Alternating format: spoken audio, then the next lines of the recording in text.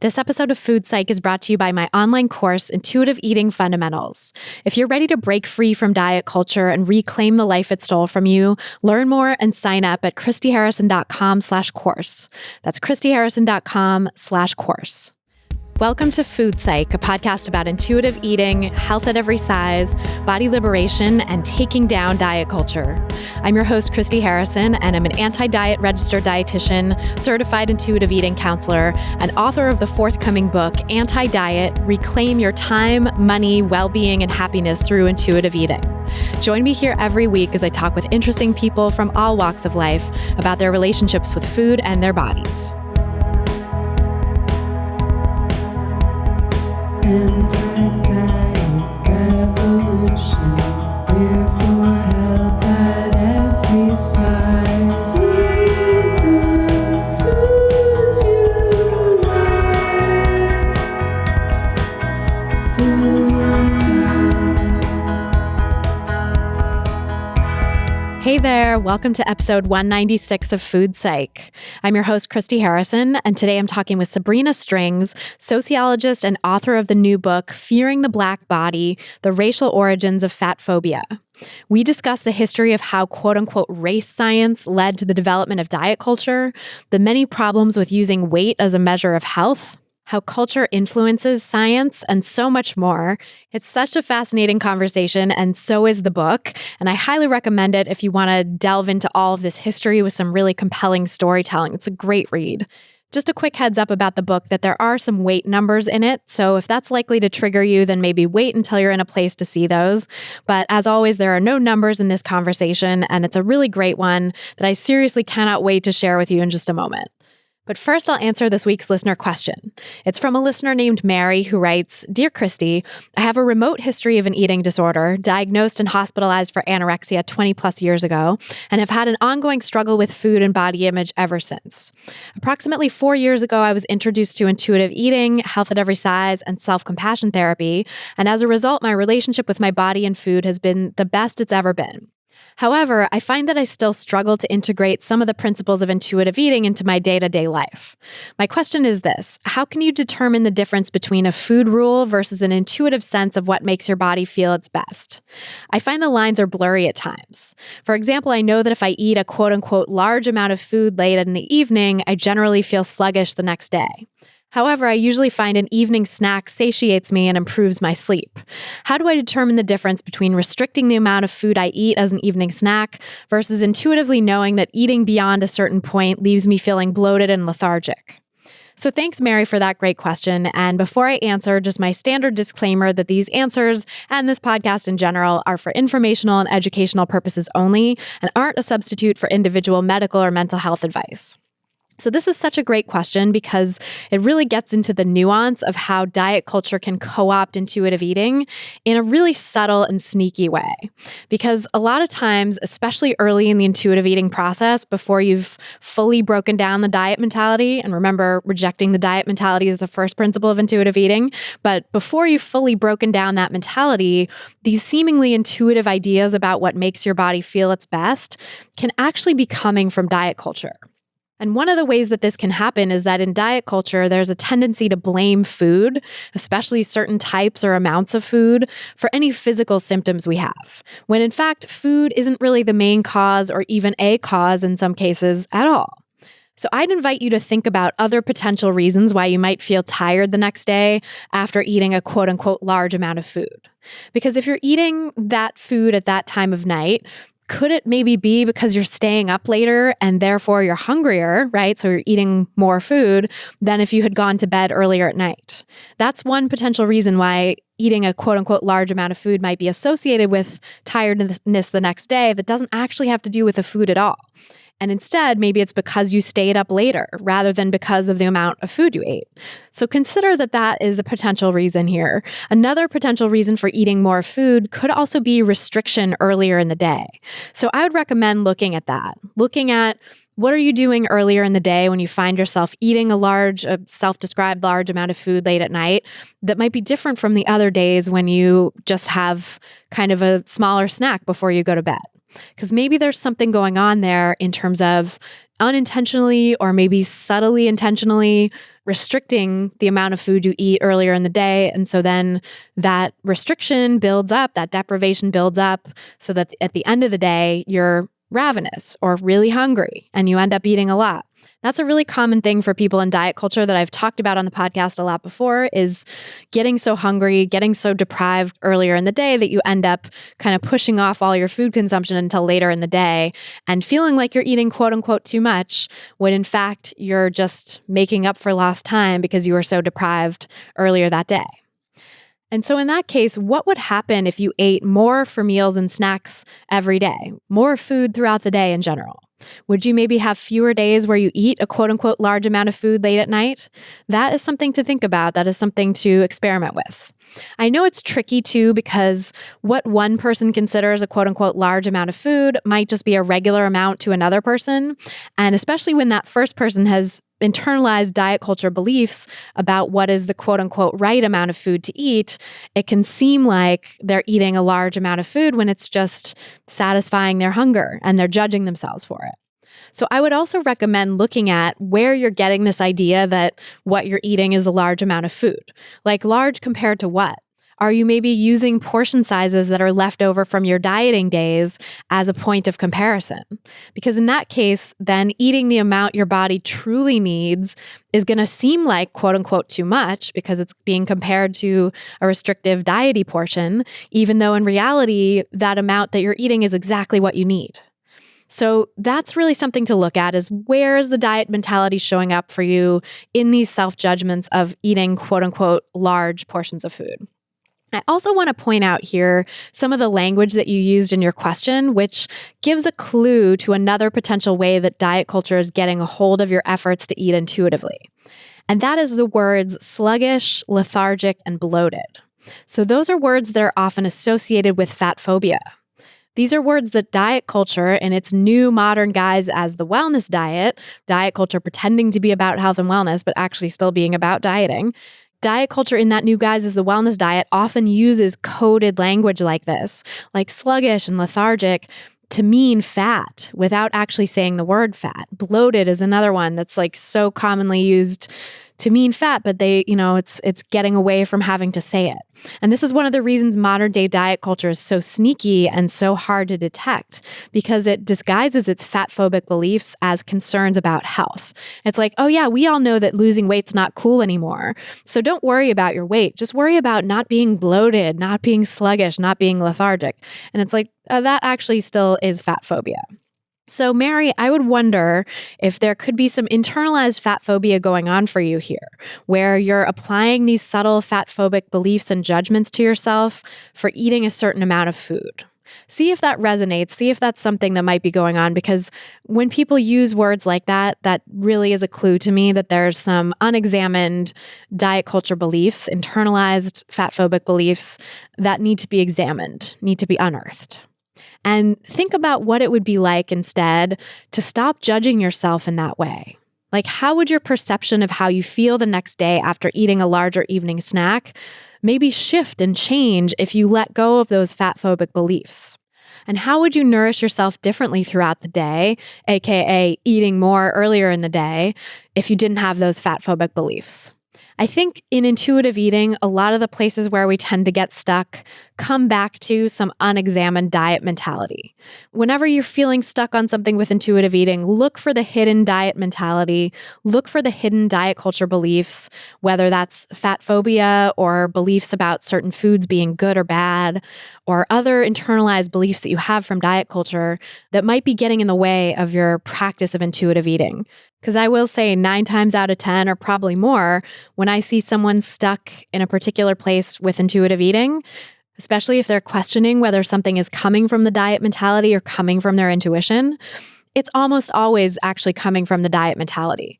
So trust that intuition that's telling you might be turning this into a diet, you might be making rules for yourself about how much you're allowed to eat at night. And work on unearthing those subtle levels of diet mentality, those subtle fat phobic beliefs that you've internalized from diet culture, so that you feel and fully trust that you are allowed to eat whatever, whenever, and however much you want at any time of day or night. You truly have unconditional permission to eat. Because telling yourself, well, I have permission to eat late at night, but only a certain amount, is actually still conditional, right? That's just conditional permission to eat. And what intuitive eating is about is really unconditional permission to eat. Because it's only when we truly have unconditional permission to eat, whatever, whenever, and however much we want, no restrictions, no rules, that we then can make choices from a place of self-care and not a place of self-control. And again, whenever you find that you're eating to a place of discomfort, look for the hidden restriction. Look for the restriction that you might have been doing earlier in the day. That's a way to address that eating to the place of discomfort that comes from a place of self-care, not a place of self-control. Because the minute you start trying to cut down on your eating or cut down on your portion size, that's self-control. That's diet mentality. That's not intuitive eating, because intuitive eating, again, is about feeling like I'm allowed to take care of myself and eat whatever, whenever, and however much I want. And if I'm eating to a point of discomfort, I need to take care of myself by feeding myself more at other times in the day so that I don't get to that place of discomfort. But also knowing it's okay to get to eat to a point of discomfort too. And that in fact, it's very common with intuitive eating in the early stages of recovery from diet culture and deprivation that you're going to eat to a point of discomfort. And that will dissipate as time goes on, as your body learns to trust that it has enough and that it's not going to be deprived again. It's not going to be put through another famine. Because again, as we always say here, dieting is famine. So I hope that helps. And if you want to submit your own question for a chance to have it answered on an upcoming episode, go to christyharrison.com/questions. That's christyharrison.com/questions. And then if you want to ask me any question you want and have me answer it a lot more quickly than I can here, you can come join my online course, Intuitive Eating Fundamentals. Enrollment for the course is going to be closing next week in preparation for a bunch of great new material that I'm adding. So now is a really perfect time to join, because once the new content is added and we reopen enrollment, the price of the course will be going up. So if you join now, you'll be getting the best deal. And you'll automatically get all the new content for free as soon as it's released. And I'll be sending out a big email blast to all my participants to tell them what to expect with a new update very soon. The course already has a huge wealth of audio and written content teaching you the principles of intuitive eating, plus an exclusive monthly Q&A podcast where you get to ask me your own questions and listen to hundreds of answers that I've already given to other people in the course so that you can work through all kinds of different sticking points in intuitive eating and really put it into practice in your own life.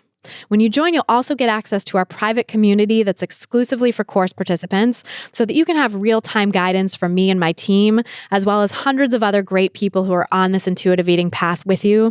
One of them being a participant named Emily, who said this about the course: "You are just an effing legend. Since starting this course, I'm now making steps to starting a business, and that could never have happened without the freeing up of headspace that your content has created."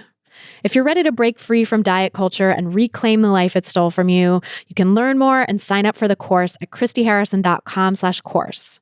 That's christyharrison.com/course. And again, enrollment will be closing next week if you're listening to this episode the day it comes out. So now is the best time to join at christyharrison.com/course. This episode of Food Psych is brought to you by Poshmark. Get ready to clean out your closet and shop for new spring clothes on Poshmark, the free app where you can easily sell your items for cash. I've been a Poshmark user since last summer, and I've recommended it to so many people who are recovering from diet culture because it's a great way to trade in old clothes that are just sitting in your closet triggering you and get new ones that are super cute and comfortable without breaking the bank or even leaving the house.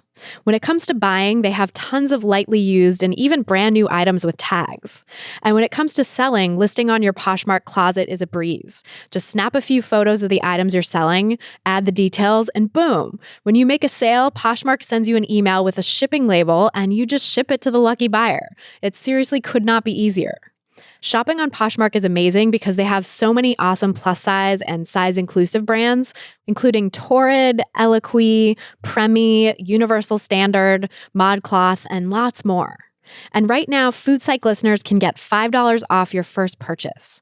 Just download the free Poshmark app and enter the invite code FOODPSYCH for $5 off when you sign up. That's invite code FOODPSYCH, FOODPSYCH, for $5 off. And now, without any further ado, let's go talk to Sabrina Strings.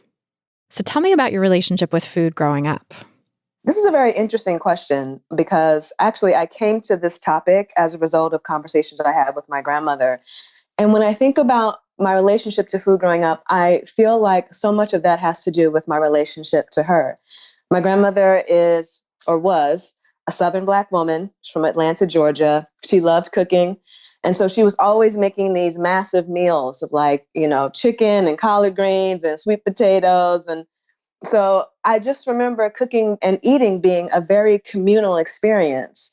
And I don't recall, especially being a young kid as a Black woman or as a Black girl, feeling like I needed to try to maintain a particular weight. I definitely remember being able to enjoy food and cooking with gusto until I was probably in about high school. In high school, things started to change a little bit. I definitely started to feel like I needed to be more conscious of the way that I looked. But my imagination of what is beautiful and sexy, especially when I was like 15, 16, 17, was really someone who had like beautiful, thick, strong thighs, and a nice rounded butt and a trim waist. I mean, like what we would today call thick or maybe slim thick. So when I was on the track team and sort of talking to my friends who are also Black teenage girls, we were often considering like, what kinds of foods do we want to eat or how much do we want to eat to be able to attain that particular look? Of course, we might recognize that as having more leeway than the mainstream, predominantly white aesthetic. But any aesthetic which requires you to modify your body is nevertheless still oppressive in some ways. So I remember that I was really and continue to be really into carbs. And so I would have these like full on carb meals thinking, oh, okay, if I'm having pretzels and if I'm having now laters and, maybe I might have some lemonade later, that this is fine because this is like not a lot of fat. The era of low fat, right? Yeah. Right, exactly. So we're talking about the late 1990s when Snack Wells was all the rage. And so it was like everything was low fat, right? So I guess for most of my life, I felt like I had a pretty good relationship to food, like eating relatively well-balanced meals until I was in high school, and then trying to find that again on my own when I was in college, which was its own struggle. But yeah, I think that my grandmother really did lay a positive foundation for me about like how I should eat and the joy of cooking and eating. And did she teach you to cook for yourself as well back then, or? She did. So my grandmother loved Sam Cooke and Jackie Wilson. And so she would put on a song, and we'd start like dancing around, with a little boom box that you might see like from the like 1980s and 90s films. So we would have one of those in the kitchen and be dancing and singing and like preparing meals. So that by the time I made it to college, I actually kind of had a basic working knowledge of the kinds of foods that I wanted to cook and eat. I wouldn't consider myself a great cook then or now, if I'm being honest.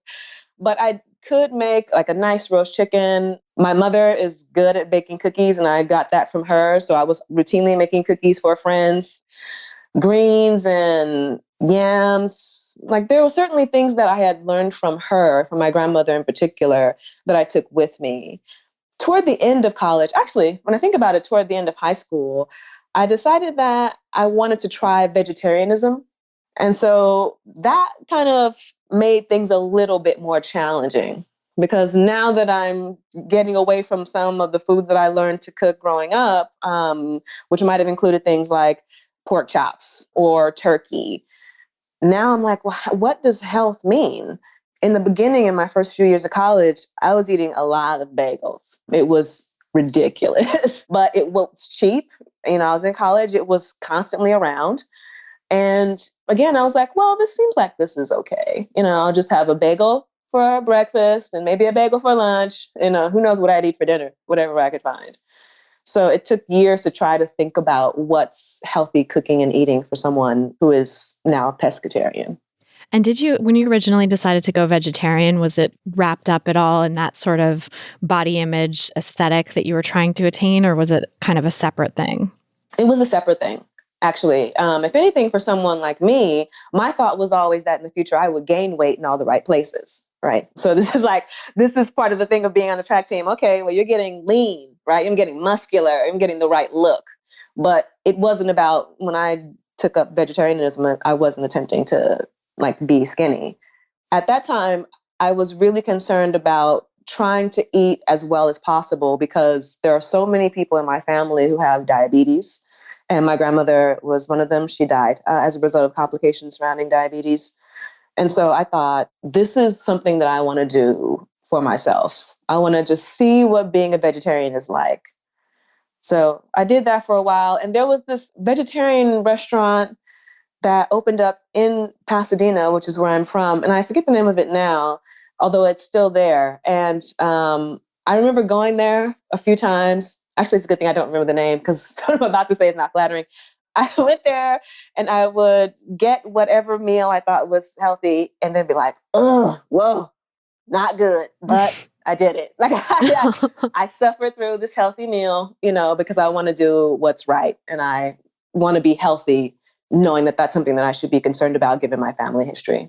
So yeah, it sounds like health was a sort of punishment almost, like you were suffering through it. It did feel like that at the time. Yeah. I've been back to that same restaurant since, and now I enjoy the food, and maybe they've changed the menu. Something tells me that they have. It's sort of like the 1990s were a bit of an experimental time for some types of vegetarian restaurants.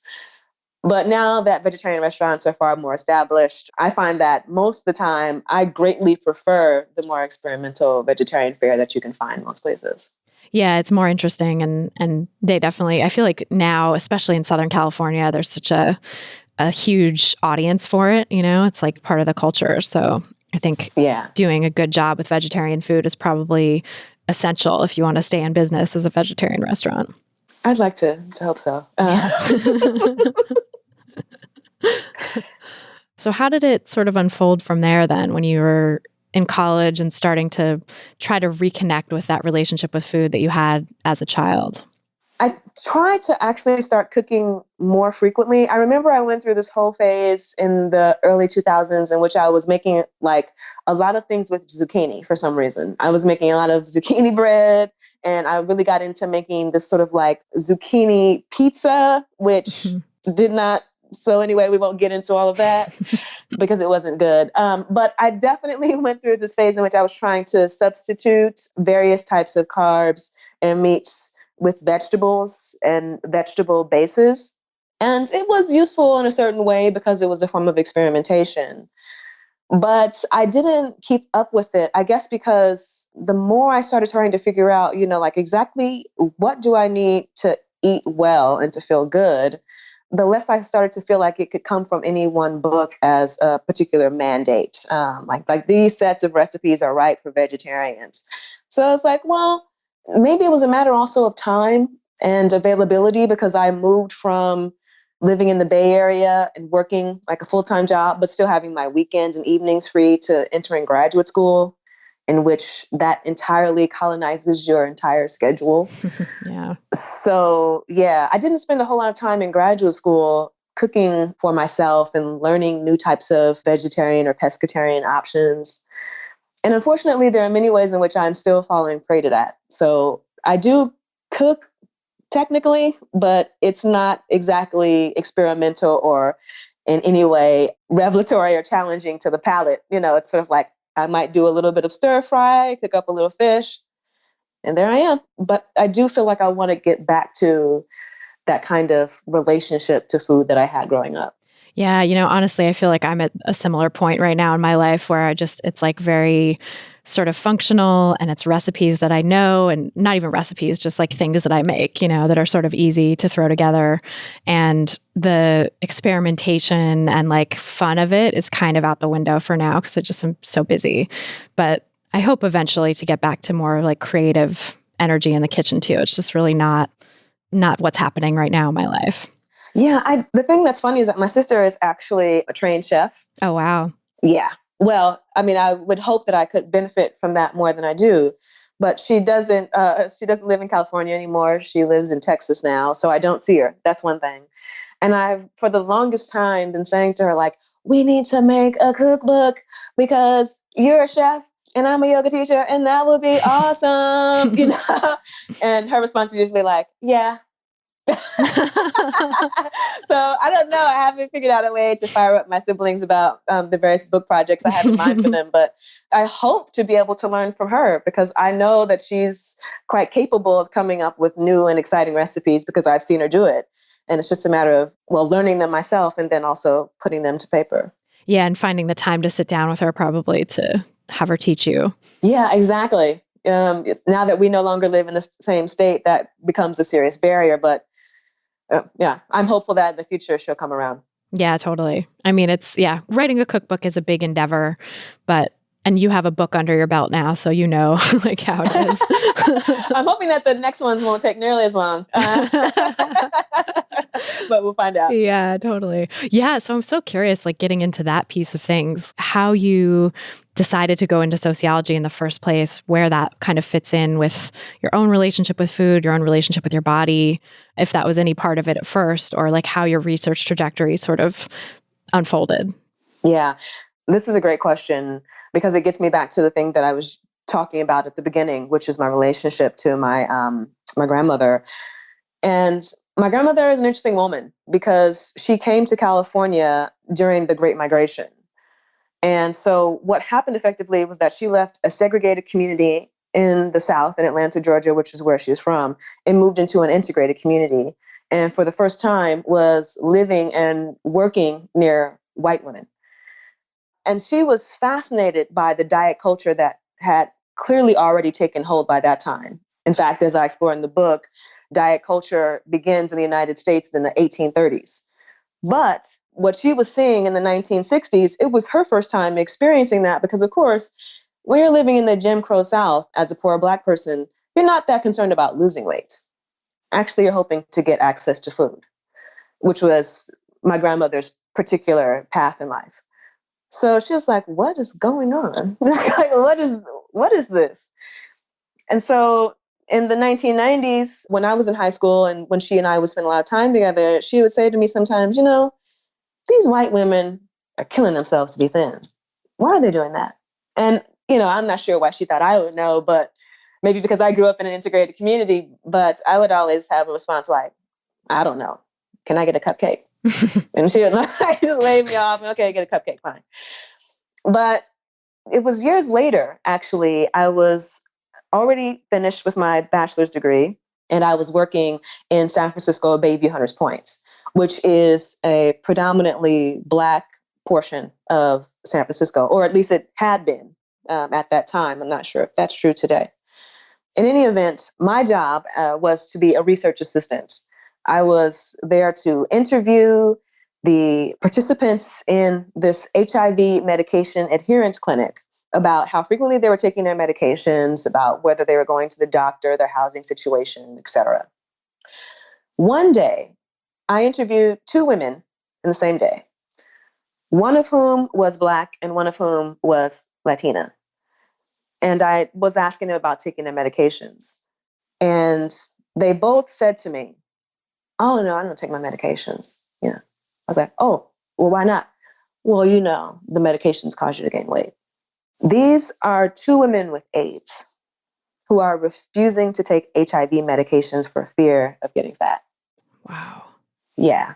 Neither one of whom was white, traditionally white at least. The white Latino was there. But nevertheless, it was like mind-blowing for me. I was like, how can this be going on? The stakes are literally life and death. And yet they're willing to risk it in order to keep their weight down. So that was, the time at which I was like, well, unfortunately, the funding was cut for that program. The reason being that we weren't able to show efficacy because people weren't taking their medications, partially for reasons that I've just articulated, but for many other reasons. Why, like poor people who are living with some drug addiction and marginal housing situations don't take their medications. It's quite complicated and multifaceted. When the funding was cut for this program, I decided that I would go back to school and that this would be the thing that I wanted to research. Why is it that people are so dead set on keeping their weight down in the contemporary world? God, what a profound example of that too. Like you said, it literally is life and death. Yeah, that part to me was just really extraordinary. And so working there was full of many different types of revelations about all of the ways in which the way that we're approaching health disparities is simply not enough.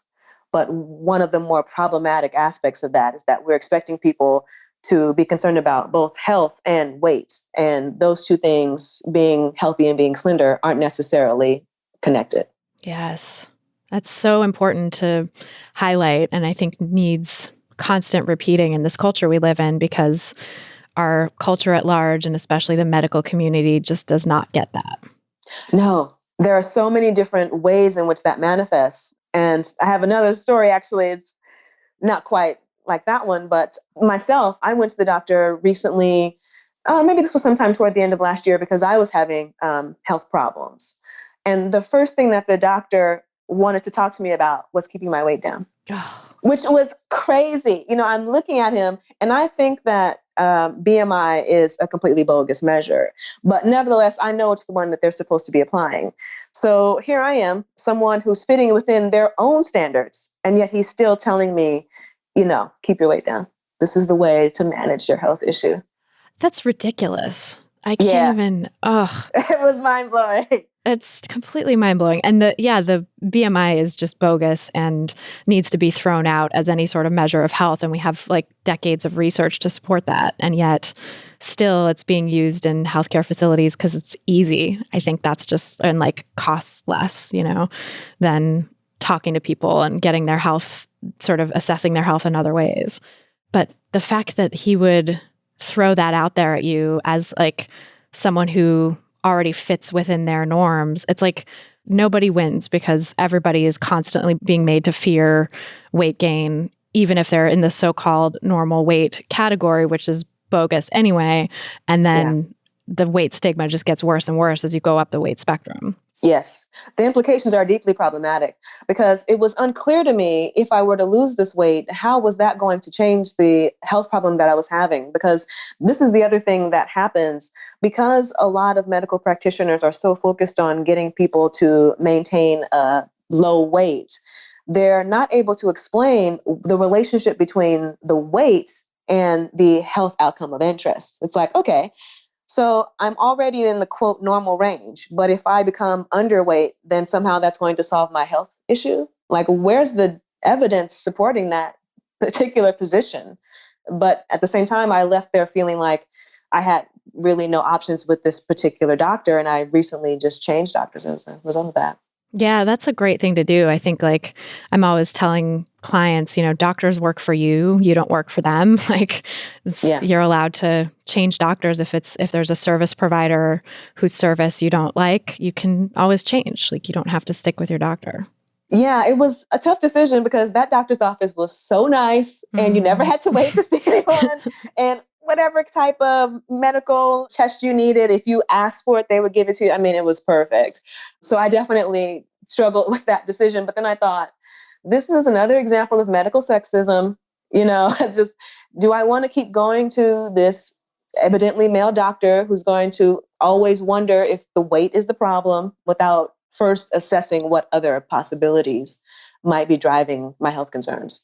And it's just ridiculous that would be the first thing he would talk about instead of, I don't know, all the other actual evidence-based things that you can talk about with any health condition. Like, that's ridiculous. Yeah. And Samantha Bee on Full Frontal did a fantastic review of this in a segment she called Thick, Not Sick. Yes. In which, if a person is fat and they go to see a doctor, frequently they'll say to them, well, the problem is your weight. And then they'll send them on their way, more or less exactly what I experienced as a person in the so-called normal weight range. And in many instances, when this happens, health conditions can worsen precipitously because no action at all is being taken indefinitely. It's like, okay, so the doctor says the solution is to lose weight. I either will do that and it won't change anything, or I won't do that and I'll be afraid to return. And now what we've got is that my health condition has worsened because it was never truly investigated in the first place. And then when the person finally does go to the doctor for the worsened health condition, oftentimes that gets blamed on the weight itself, which further exacerbates weight stigma, right? Like the person lost weight and regained it because that's what happens for the vast majority of people, or they weren't able to lose weight in the first place, or life got in the way and they didn't try or whatever it was. But then they go back and whatever the case may be, it gets blamed on their weight, which is just further entrenching the problem and is just so infuriating to me.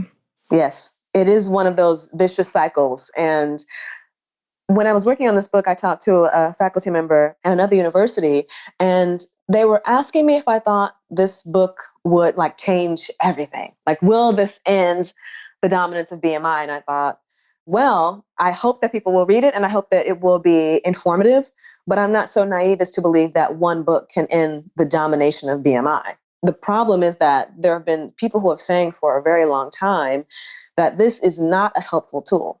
But unfortunately, people stick to it because, as you stated earlier, it's easy. It's an easy rubric. So why not continue to use it? Well, it's like, well, there are many reasons why we shouldn't continue to use it. I know. So many reasons. And yeah, just the entrenched money in medicine and the weight loss industry too. I think that's a huge piece of it as well, is that so many people, the so-called obesity researchers, actually have deep ties to the pharmaceutical industry that's making weight loss drugs and companies that are trying to get people to lose weight, like weight loss companies, all the disclosures that you see in people's, when they do presentations or have to do a disclosure or something in a journal article. It's like you see that they're taking money from all of these weight loss industry places. And I think that's a big part of it too, is it just feeds on itself. People are getting further and further entrenched as they stay and do the research in the quote unquote obesity world. And they're not talking to or taking in the research and the information from people outside of that world that's saying like, hey, this is not effective, or this is wrong, or here are the unintended consequences. It's sort of like just a silo. They're in this silo of weight loss at all costs. Yeah, it is a strange kind of echo chamber that way. Another book that is highly worth reading, a fantastic book called Killer Fat by a professor named Natalie Boero. And she talks about this very phenomenon that you just mentioned, which is that the people who were at the table helping to determine, okay, well, what is needed in order for us to be healthy? And so what do we want to include in our Healthy People report for Americans going forward? Many of the people who were at the table were actually involved with groups like Weight Watchers or Jenny Craig. And so, of course, it makes sense for these people who are industry lobbyists to suggest that, well, weight loss is actually the key to good health because it enriches them. And, at this point, it's not even just these major weight loss corporations or doctors, but it's also Instagram celebrities like Khloe Kardashian, who knows how much money she's making for promoting this flat tummy tea. I know. Right? She's not the only one, obviously, but she's one of the more recognizable celebrities. Like, you too can be slim thick. All you got to do is drink this tea. It's like, well, we might have other things that we would be concerned about rather than trying to modify our bodies and lose weight in certain areas. And like the unintended health consequences of it too, selling something that's going to actually have a negative effect on people's health. Yeah, exactly. And that's something that she would never, unfortunately, be responsible for because she's more or less just someone hawking the product. And so whoever would be responsible is unclear. But at the end of the day, the consumer is the one that loses. Yeah, absolutely. And I'm so curious to go back and like talk about the history of this with you, because you've done such an amazing job of tying together all these threads of kind of like the root system of diet culture and where it all began. And we see how especially like the racist roots of it and creating the thin ideal then sprouted into this whole thing of selling weight loss to people and mass marketing it. And it's a huge $66+ billion industry now. Although if you factor in the quote unquote wellness industry, which is just as much a part of diet culture, then it's in the trillions, so it's, wow. Yeah. It's like 3 trillion or I can't remember exactly, but yeah. It's a staggering amount. It's wild. Yeah. It's staggering. So, let's kind of go back into, well, first of all, I'm also curious to hear kind of the genesis of this book and how you discovered this information about the racist roots of diet culture, and then to talk about kind of the specifics of what you found. I like to tell people that this book was about 15 or 20 years in the thinking and about 5 years in the writing, because as I mentioned, I started thinking about this seriously in about 2003 once I left the medication adherence program I had been working with and started graduate school the following year. And so in the beginning, I was imagining this to be something that was somehow connected to Marilyn Monroe, if you can think about it in that kind of like crazy way. Well, the thing is that Marilyn Monroe was the sort of icon, particularly for white Americans, of beauty and sensuality in the 1950s and early 60s. And she was voluptuous by today's standards. And so I thought, oh, there was this strange thing that happened amongst white America in which there was Marilyn Monroe. And then like a few years later, there was Twiggy. So something strange took place in the 1950s, maybe. So let me start there. Once I started reading more of the existing literature by people like Susan Bordeaux and Naomi Wolf, I realized that this is actually a trend that goes back at least to the early 20th century, where we have the flappers. And so then I thought, oh, okay. So it seems as if Marilyn Monroe was actually an anomaly, because even at the time at which she was famous, and you had other people of that particular generation like Jane Russell, but nevertheless, the slender aesthetic was still in place, right? There was still the Katharine Hepburns, et cetera. So what I decided to do with the urging of one of my dissertation committee members was to take a look at women's magazines from the early 20th century and just see what they were saying. And incredibly, a lot of what they were articulating in the early 20th century was like, okay, you are tall and slender, and this is the best model of American beauty. This is the epitome of being a Nordic American. So they were using, right. So yes. And so they were using very obviously racialized language, which we would never see in a magazine today. No.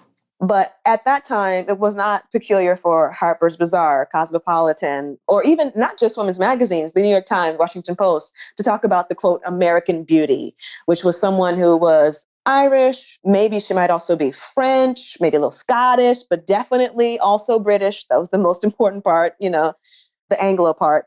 And this Nordic admixture is what contributes to the tall, svelte beauty. And so I was like, oh, okay.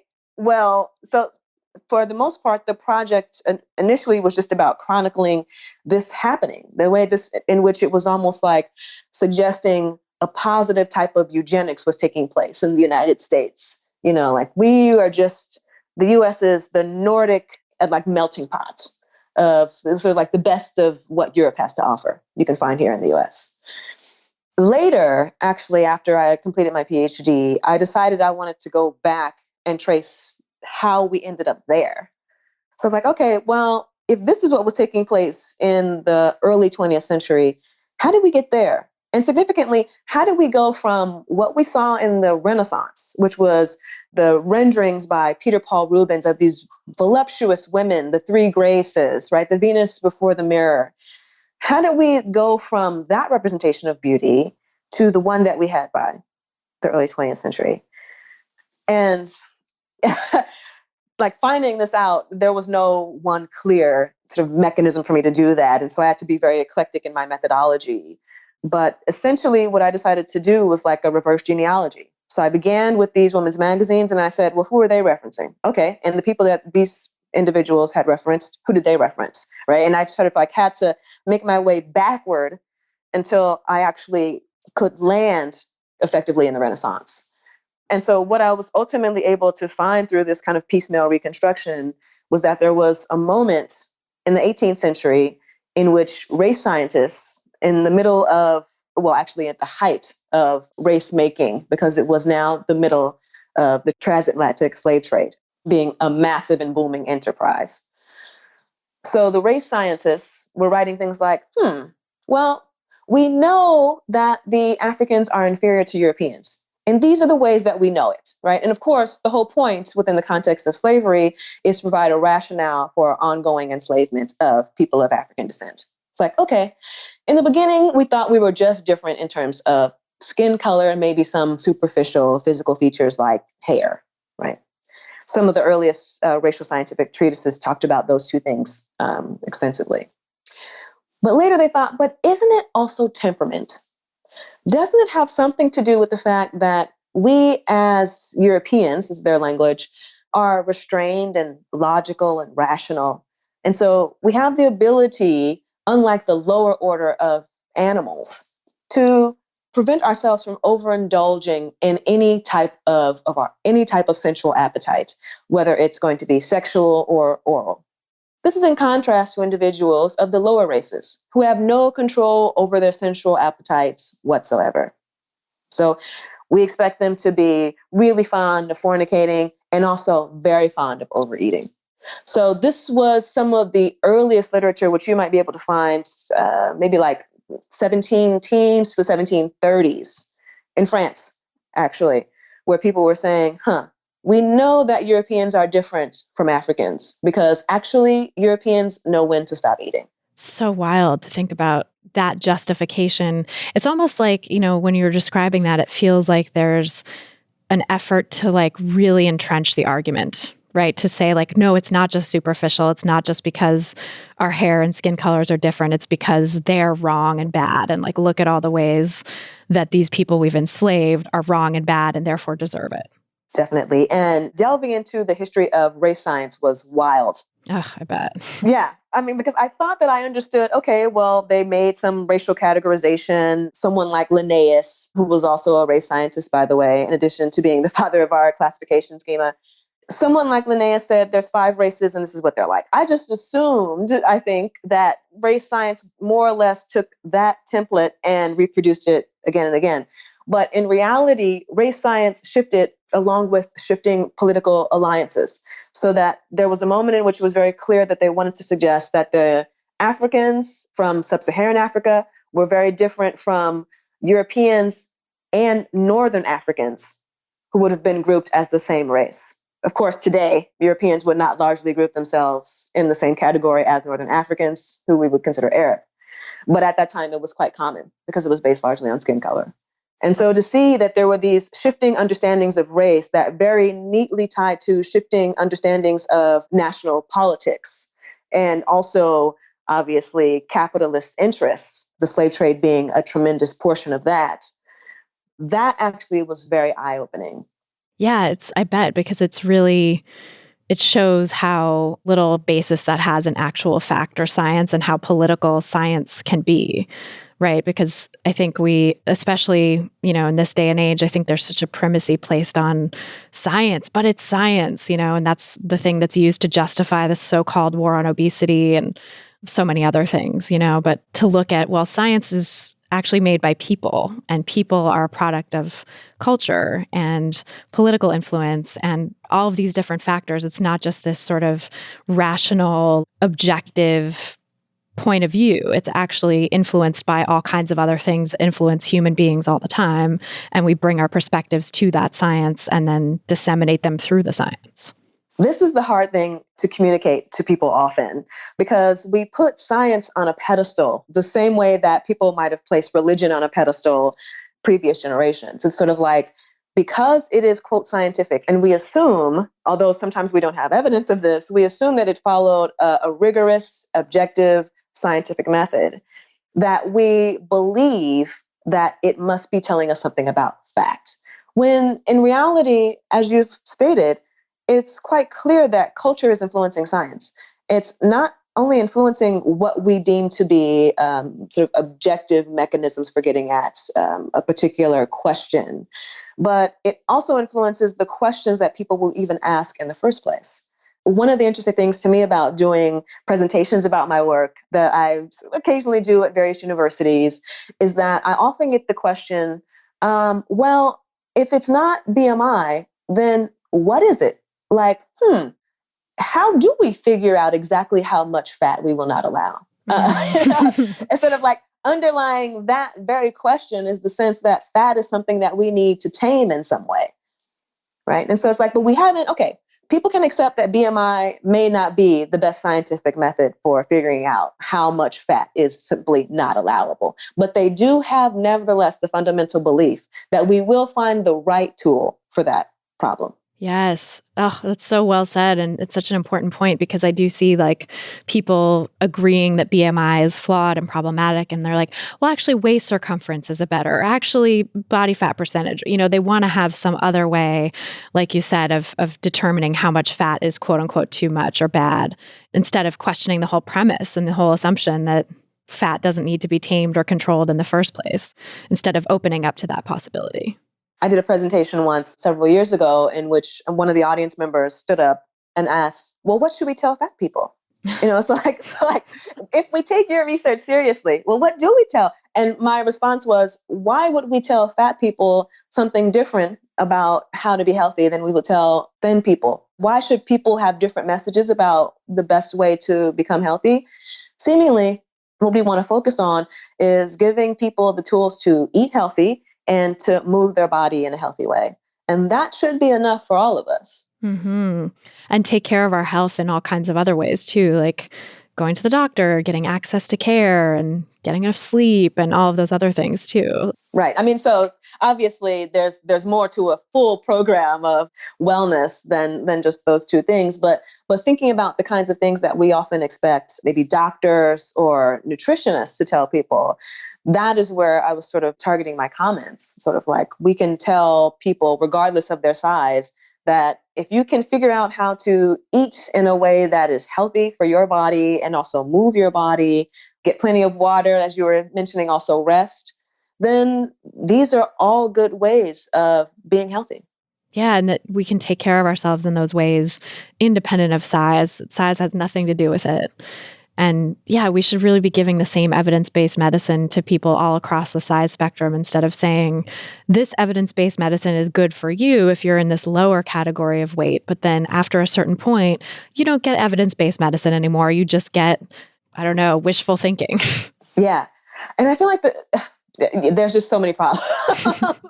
There's so many problems that we're trying to address here. But it does make me wonder, what would it take in order to be able to convince the mainstream of the medical establishment? Because there are those individuals who are within the health at every size movement, people like Linda Bacon, who are doctors, or at least maybe PhDs, some people who are MDs as well, who are well aware of the fact that it is possible for people to be healthy at any size.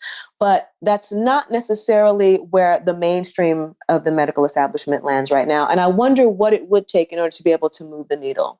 I really do too. I mean, I think about this a lot because I do presentations to fellow dietitians and other health professionals and see the questions that come up for people. And I think it really is, I think it has to go upstream. Like there's that Bishop Desmond Tutu quote of like, it's not enough to just keep pulling people out of the river. We have to go upstream and find out why they're falling in.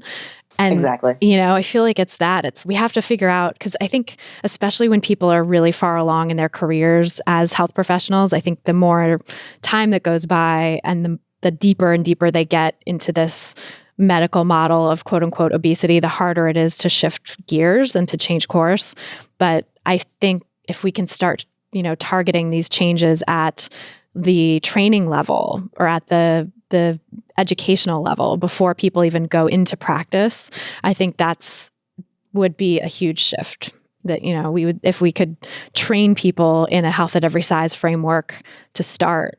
And so they don't even have to go out there and practice in this weight normative way. They could actually start practicing from a health at every size perspective. Like, how amazing would that be? That would be amazing. And it would be incredible if we could get that instituted as some form of, I don't really like to use this term, but cultural competence, some type of equivalent to that, which is the idea that we need to know about more than just like how digestion works. Mm-hmm. We actually need to know how to work with people. And we need to figure out like what are some of the best strategies for engaging different populations. And then health at every size could be one of the models that could be instituted. That would be incredible. And so I look forward to you being able to institute that on a small scale. I know.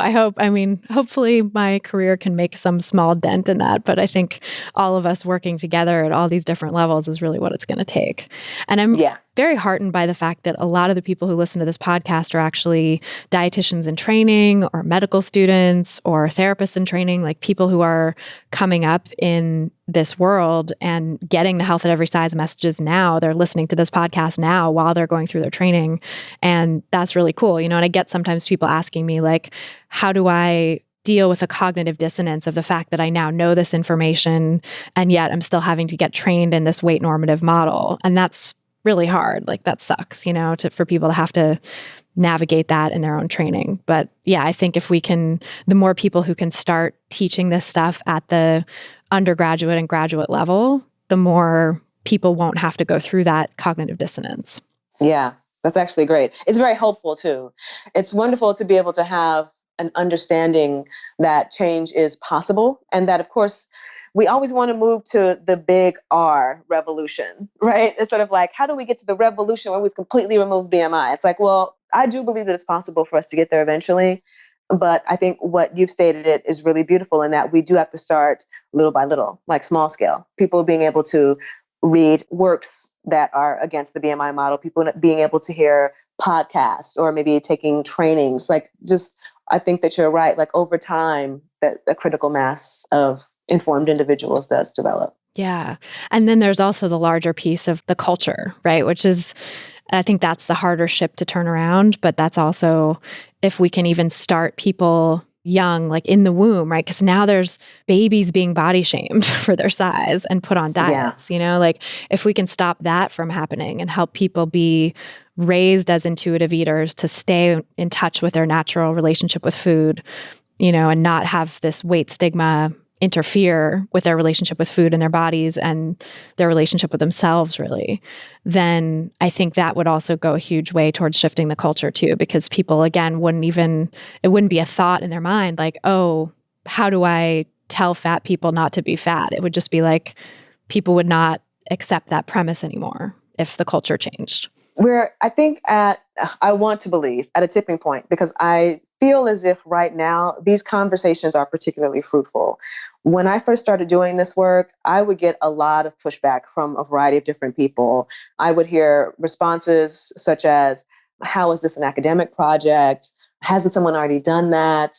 Actually, as recently as about 6 years ago, someone asked me if my work was dangerous. Like, isn't it dangerous? Like, don't you think it's dangerous that we're not, or that you would not be telling fat people to lose weight?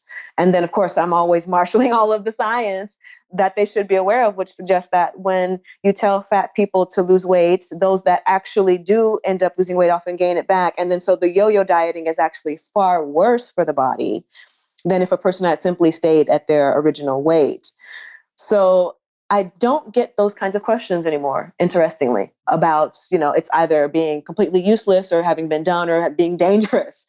Now I get many more people who are like, oh, this is fascinating. I'm really interested in this. I've read some other work by other scholars, and now I want to continue reading on this particular topic. So I feel like now is the moment culturally in which people are starting to feel more comfortable thinking differently. Because when the obesity epidemic language, in quotation, obesity epidemic, when that first hit in the late 90s, early 2000s, there was really no outside of it. Or at least there were no critical voices that people were willing to take seriously outside of it. I should put it that way. Whereas now, critical voices are very frequently being heard. And so it's got the momentum, I think. That is such a hopeful point of view. And I think I agree. I have optimism for that reason too, because it does really seem like there's a shift happening, that people are really taking this seriously and questioning the received wisdom that we've always gotten about fatness. And I think, the sort of late 90s, early 2000s shift into like fat is killing us mode, which is, has come to dominate the public health sphere, really didn't have enough opposition at first. It definitely had people like questioning it and calling it out, but I don't think it had the sort of level of criticism and pushback that it does now, which is exciting. Yeah, I would agree with that. I want to circle back and talk a little more about the racial aspects of diet culture and sort of the development of, that we were talking about race science and how basically came out of this political necessity, quote unquote, of the people who were enslaving other people to try to justify their continued enslavement. And how did it get from there to specifically the idea that fat is bad because it's associated with Blackness? How did that shift start to happen in the sort of zeitgeist? Yeah, that's a great question. So in the beginning, a lot of the interest was in whether or not Black people were, quote, greedy eaters. And so there was this concern that, Black people had a very fond relationship to food. And there were, even prior to like the rise of this particular type of race science, which was in the 18th century, as early as the 16th century, there had been tales coming out of various colonial reports, which suggested that if you went to Turkey or Egypt, that you could see these women who had like a fondness for the art of feeding, right? And so that they would like spend their entire day basically feeding themselves, right? So it's not as if it began entirely in the 18th century, only that it was formalized as a form of racialized logic by that time. What we find is that some of these reports that were being written, again, a lot of these were being written by French theorists, were being read in places like England. And so that some of like this race science would make its way into mainstream reports of, well, just pretty much day-to-day chronicling of events. So that you might find in something like The Spectator, which was like a men's magazine as it was in the 18th century, that they would also talk about weight in these racialized ways, which was kind of fascinating. When I was reading this, I was like, oh, well, here they're sort of reproducing the idea that there are certain places where you go and you will find certain types of beauty. And in Europe, or in England in particular, as they're talking about in The Spectator, this is where we find a beauty that's refined, right? And refined beauties do not have, they would say things like rolls of fat. Like if you want to go and find, they would use terms like a beauty by the ton, here are some other places where you can go and find that. So this received wisdom from the race science was being reproduced in mainstream sources in England. And the United States is the place where the slender aesthetic took off. So it became the place par excellence for the thin ideal by the 19th century, because not only did they have the legacy of getting these reports from racial scientific theorists, but also, of course, Americans, in the 19th century frequently imagined themselves to be the sisters or the kin of English people. And so they were taking on a lot of the ideas that were being produced in English popular media and simply republishing them.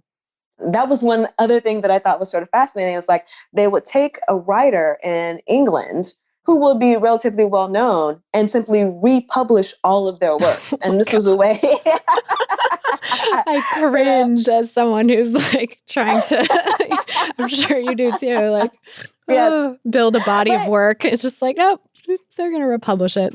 No big. Yeah, no, but that's the thing. It's sort of like, well, if we imagine that we are a nation in league with the sort of like the great British Empire, where the sun never sets, then what we can do is simply respect their intellectuals, let them know that we are reading them by simply republishing them.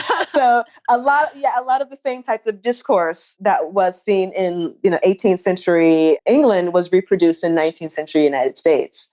Of course, the difference between England and the US is that, of course, in the United States, we had slavery, right? We had slavery here within the country, whereas this did not take place there. So there was an even greater imperative to try to make very clear distinctions between who was white and who was Black. And body size became part of that adjudication. Yeah. And how did that play out exactly? Like, how did body size become sort of the locus of that kind of discrimination? Because one of the things that, to me at least, was revelatory, women have long had to be more concerned about their appearance. And so even as a lot of the writing that was taking place in England was being done by men, and of course, all of the race science in its written form was being written by men, it was actually a lot of women in the United States who thought, this is something that we want to read because this is valuable for us in our context. Not only are we Protestants, and therefore we are against gluttony, But also, we are a nation of Anglo-Saxons. And so we want to make it clear as white Anglo-Saxon Protestants that eating a particular way is very important for health, godliness, and for beauty. Really tied together all these threads of disparate ways that diet culture started to infiltrate. Yes. It's not as if men were not also making these claims in the United States, because they were. But there were far more, I suppose, women who were active participants in it here than I saw evidence of them being active participants in other countries. And that there was like a great body of literature being produced by women themselves about all of the ways in which they should regulate their eating. Yeah, it was so fascinating, the section you have on like Godey's or Godey's, I don't know how you pronounce it, but Yes, Godey's. Godey's ladies book. Yeah. Yes. Like basically the first women's magazine, right, in the US. Yes. Can you tell us a little bit about the story of that magazine and kind of how it started to plant the seed of the thin ideal, really? The editor of Godey's was someone who was a serious admirer of many different English intellectuals, one of whom was a woman by the name of Lady Mary Wortley Montagu. But there were others, including people like Thomas Carlyle. And so frequently, what would happen is that this lady's book, which interestingly enough, the editor, a woman by the name of Sarah Hale, she was not necessarily fond of fashion, but she was a Protestant, and she had been involved in the Second Great Awakening that was taking place in the United States. And she was also very much about educating women and girls. So between being involved in the Great Awakening and being an educator, she thought it was her moral responsibility to tell women how they should eat. Right. And so she would frequently pen pieces like this, but then there would also be other individuals. So many of the writers for Godey's Ladies Book were in fact women, and they would pen pieces themselves. And some of these women were more invested in fashion and beauty. And so whereas for Sarah Hale, the question was always, how do we eat right for God? Right? We want to show temperance at the table, right? We think of temperance as a term that refers to people who might be prone to alcoholism, right? So not drinking too much. But it was also applied to concerns of overeating in the 19th century. So while she was making sort of these types of claims, other individuals would, in their pieces, say things like, and, it's important for us to keep in mind that if you want to be fat, there are other places where you can go for that. You can go to Africa. I mean, like, we can't imagine this today, right? Yeah, no, because, of course, no one would say that. No. But yeah, in the 19th century, they were quite clear. They're like, well, if you want to be a woman of fashion, someone who has an air of cultivation and a particular type of means, then you should maintain a particular body size. If you want to be fat, you can go to Africa. Very clearly. So, wow. Yeah, I think coming across a lot of the material that I explore in the book, I was originally sort of just amazed is the word. It's like to see these kinds of things in writing. It's like, wow, they actually wrote this. And, not only did they write this, but all of this history seems to be largely forgotten. We seem to have forgotten about the fact that there was a massive chronicling of all the ways in which whiteness is related to slenderness and fatness is related to blackness, and that latter pairing being a bad thing, that this was in a number of publications for decades, but it somehow went away by the mid-20th century. People stopped talking about it in those terms, and people largely forgot about it. Why do you think that is? Why did it go away? There is this book by Julian Castro. It's called The Heart of Whiteness. It's a really interesting book. And what he's talking about is that sometime between 1890 and 1940, white people in America who had been quite proud to be Anglo-Saxon or Nordic would be the terms that they would normally use, started to think that it was gauche to talk about race openly. So instead of talking about race and saying words like white, they would talk about culture or propriety or normality. Interesting. That I think really speaks to like how we talk about these things today in sort of mainstream American society, and really mainstream culture, like Western society, probably the way that American culture has been exported around the world.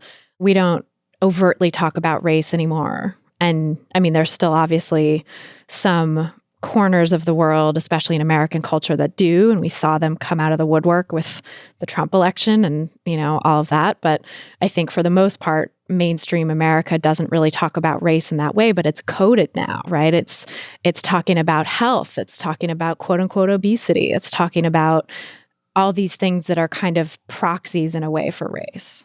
Yes, it's coded, but even the people who are using these code words aren't always necessarily clear that what they're trying to avoid is rooted in anti-Blackness. This is sort of one of the fascinating sort of revelations. I speak to people quite frequently who say things like, I would have never thought that there was this relationship between fat phobia and anti-Blackness.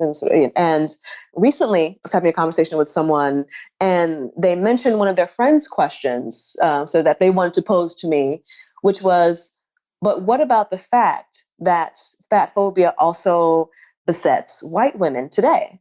And, my response was, well, actually, the reason for fat phobia affecting white women is because fat phobia is related to anti-Blackness.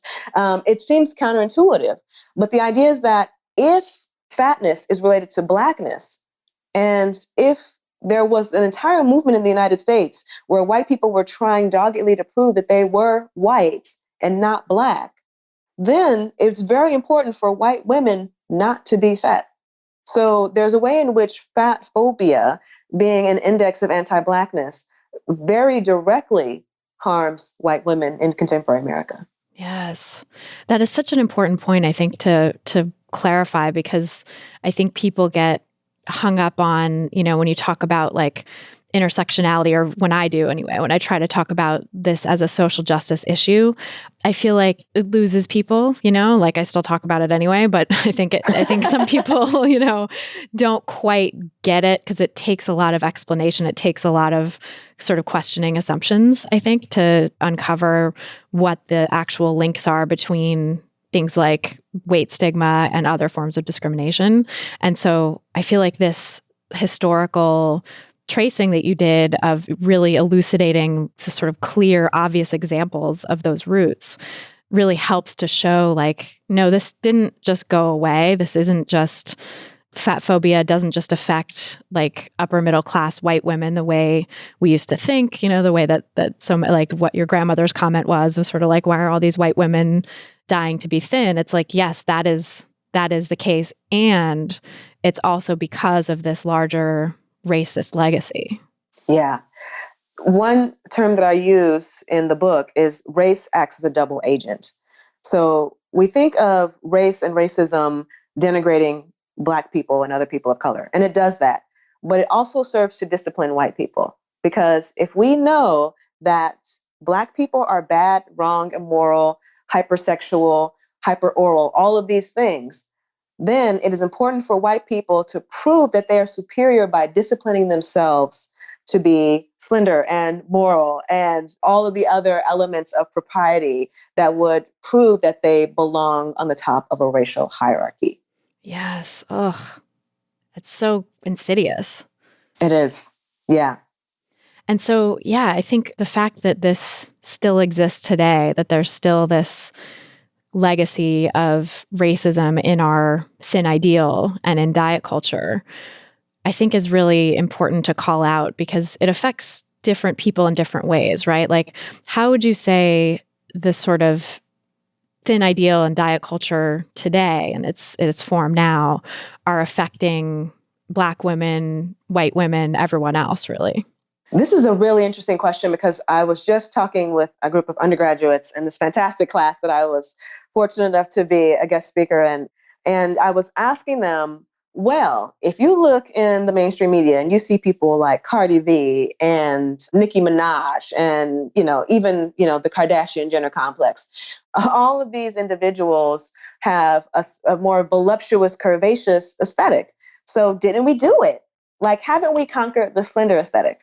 And the students were saying, it's like, that is also unattainable. It's not as if tomorrow I can wake up and hope to have the curves of Nicki Minaj or Kim Kardashian, or like, all of this takes a tremendous amount of money, first of all, because often plastic surgery is involved. But on top of that, you still need to be concerned about maintaining a particular weight. So I think even in the Black community, it's something that I've written about elsewhere, even in the Black community, thickness is often prized, but not necessarily fatness.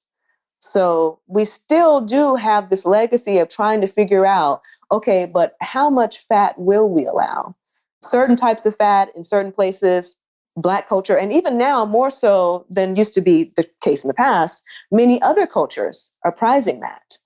But it doesn't mean that we've gotten away entirely from fat phobia or the thin ideal. When you look at the upper echelons of society, when you look at people who are top models, top actresses, whenever we consider elite culture hasn't really been pierced by this new move towards greater curvaceousness. As far as I can tell, the runways are still stalked by women who are 5'11" and quite slender. So in that way, we can see how there's starting to be this challenge, this implicit challenge to the idea of skinniness that has not nevertheless toppled fat phobia. Such an important point. And like, it really is still oppressive. Like you said earlier, even if it's thick, but still with a slender waist or whatever, like there's still this unattainable ideal that people are striving for. And even like I was doing some research, I'm writing a book also and have sadly just one chapter on the history, but I've like wanted to do so much more on it because it's just so fascinating to look into the history of all this stuff. But I was looking at, the Victorian ideal and how it sort of shifted from like actually being voluptuous and having lots of curves and having lots of flesh was a good thing in the Victoria, seen as a good thing then. And then slowly with like the Gibson girl and the flapper, the ideal started to get thinner and thinner. But some of the quotes I was finding about the Victorian times were like that, fatness was prized and larger bodied women were held up as this ideal, and then thinner women were denigrated and called, said to have like defects because they had visible bones or something like, it's like there's never a time, it seems like in at least American culture, Western culture maybe, when there was no ideal that was being used to oppress women in some way or gender nonconforming people like in some way. One thing that I didn't explore fully in the book, but may do some other writing about, is that in the South of the United States, in the tail end of the 19th century, so still part of the Victorian area that you're talking about, it was actually kind of fascinating because there were the competing drives to gain weight and to lose weight. So it would have been, there would have been women writing into magazines, which people often did, sort of writing letters to the editor, or maybe just writing to an advice column. It would have been very common to see women one week saying, I'm really trying to gain weight because I want to be, more buxom. And then the next week it would be someone talking about how they want to lose weight and so there was this moment in which the slender aesthetic, which by that time was dominant in the North, really hadn't conquered the South. And so there was this moment in which people were trying to find that equilibrium. And there was this contestation that was going on that was very interesting to see play out. That's so fascinating, like really just ping-ponging back and forth between these two opposites. And then clearly the thinness won out eventually, like the thin ideal won out. But yeah, and it speaks to also just how oppressive body ideals are in general, that people are spending their time writing into magazines and being like, I need to do this. I need to change myself. I need to change my life in order to achieve this ideal, rather than just like having your headspace free to devote to other things in life. Yeah, and this is the curious irony of beauty, which is that I think there's a lot of ways in which we might view it as sort of empowering or even a certain type of armor. I know that when I put eyeliner on in the morning, I feel like I've really done something, especially if the line is right. Yep, totally. Which doesn't happen all the time. But there's also a way in which it is oppressive and constant and sort of inescapable. And that's actually what it's intended to be, the two things at once. You're supposed to feel this sort of like joy and this playfulness about it. You're supposed to revel in it and, expect compliments, even as you're supposed to know that there are all of these things that you need to do. Like you're not free. I mean, sure, maybe one day I could not put eyeliner on, but I'm absolutely not free to go out every day without having done my hair up, or every day without, having shaved my legs or some other type of thing, right? Like there's a certain threshold, a certain amount of non-femininity that society will allow before you start feeling some blowback from that. So yeah, whenever we think about like the standards of femininity, you do find yourself in this curious double bind of like, at least for me, I'm like, there's so much that I enjoy about being femme. And then there's so much that I look at and like, oh yeah, this is definitely oppressive. Same, totally. And yeah, that's such an interesting point too about the sort of feeling good about it and feeling like, oh yeah, this is fun. I'm enjoying playing with this. Actually serves to further the system. Like it has to have both. It has to have that sense of like the carrot and the stick, like the benefit of it. And then also like, but don't, toe the line or else kind of thing. Yeah, Definitely. Wild.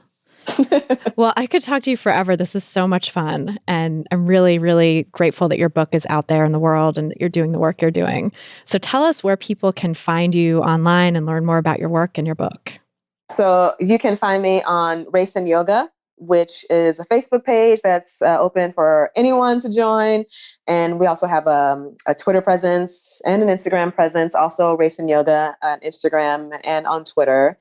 Working on getting my own personal websites that will be in the making. But for those of you who are interested in checking out my book, you can find it wherever books are sold. The easiest portal is Amazon, but you can also go directly to the NYU Press page and you can find my book there, which will be out on May 7th. That's so great. We're going to put links to that in the show notes as well. And I don't think we said the title yet, but it's called Fearing the Black Body, right? Yes, the racial origins of fat phobia. Yes, I love that subtitle. It's so clear.